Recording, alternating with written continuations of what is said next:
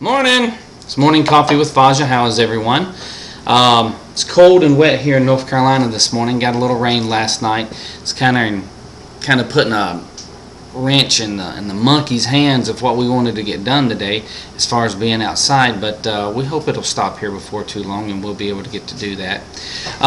Got some feedback from a friend of mine, Jeff. Hey, buddy. Thanks for the feedback. It was great. I'm going to try working on that. He said that the movement of my eyes while I searched around for the next word that I wanted to say was sort of distracting in the videos that I had put up so far, and that's exactly what I'm looking for in feedback from you guys. Something better than "you suck." So don't want that. Anyways, just wanted to take a brief minute here and share something with you that was on my mind and has been on my mind since it happened. Had a little argument with my youngest son the other day. Now, we could probably sit back and throw ideas at each other about why the argument started and what it was over with, and I'm not going to go into that here. It's childish, really, but let's just go to say that my youngest son has a lot of my DNA in him. Okay, he gets frustrated real easy. He lashes out more than I do, and at his age I probably lashed out as well, but I'm older now and I figured that stuff out and I don't let it bother me. In either case, I figured out that I had won the battle. So we had a situation here where two men in the house were angry at each other, and the wife and the girlfriend were being quiet. Well, no, they weren't quiet. They were going on with their business. They thought we were hilarious. So basically, me and the boy, we separated ourselves, and I knew that I won because at the end I got the word "fine" from him upon a question, and it's my experience working with the public, body language and what have you. I know when I've won. Now at that point I had a couple opportunities to do something about that. I could either let the issue die, or I could use my abilities to punch them buttons and make the situation get worse. I chose not to punch those buttons because he's first, I'm his father, second, he's my son, and number three, he's my friend.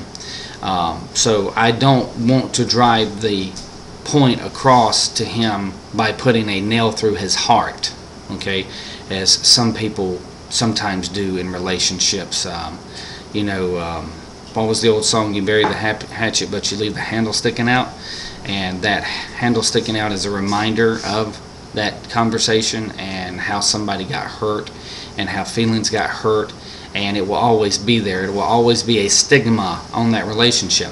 You know, us men, we really don't give a shit about that, but women, they remember that shit forever.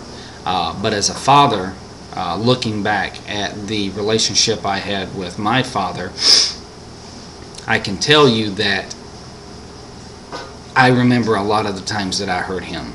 A lot of verbal hatchets I throwed at him. I wish I still had him around so we could have made better conversations and better memories, but I lost him when I was very young. Well, not very young, I was 20, but that's 25 years ago now. And life doesn't come with a manual on how to raise kids. It's always nice to have somebody to fall back on and talk to about that. But anyway, moving back to my son that I had the argument with. So I got up and walked out of the room. I knew that eventually it would come time for him to gather his stuff up and he'd have to leave, and I was sort of curious about what he wanted to do. No, I'm not. I'm going to lie. I was mad. I didn't want to be around him, and I was not a father, and I was not a friend. I was mad, and I was being vindictive, so I sat there and I said, you know what? Screw it. I'm not going to speak to him. I'm just going to let him go home and go back to work, and one day he'll call me or I'll call him, and we'll work our way through it. So I did everything I could to get out of the room, to get out of his line of sight, to be away from anything that he was going to need to pack up and take home with him. Basically, I went to my bench room, and I stood there a little bit, and I heard him moving around when it was about time for him to leave. And I didn't close the door, though. I left the door open because after standing in there and acting like I was reading something for a while, pretending, I said, you know what, I'm going to leave this door open because this door is more than a physical thing. It's an opportunity for him to come to me and say, I'm sorry, if he wants to. what I didn't realize was it was also an opportunity for me to go to him and tell him I was sorry.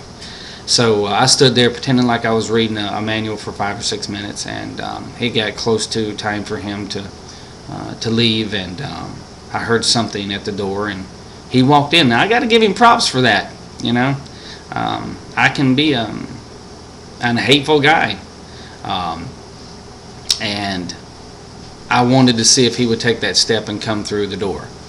And I thought maybe that him coming through the door would be a testament of how I raised him, for yelling at his father, for being ugly to his father, for being ugly in his father's house. And sure enough, after a minute, he walked in, and he wasn't shy about it. He walked in and stood there. I gave him a minute to see what would happen. He walked over by the bench. He bumped me with his shoulder, and he looked at me, and he said, "I'm sorry." And I had about a 4-second pause where I didn't say anything, but then I realized that even though we'd had our differences, he did everything right, and I was the asshole in that situation and was trying to make it difficult. So I guess in the end I did really good with him. So props to him for having stand-ups and coming and taking care of his problem, and ugly kudos for me for trying to make it worse. But you know, we got a memory there, and I think it's not a hatchet in the ground with the handle sticking out. I think it's a good memory, and I think it'll go a long way to help him when he's a father. So I hope he does. So we're out of here. Hope you have a great Sunday, and take care of yourself. See ya. Bye.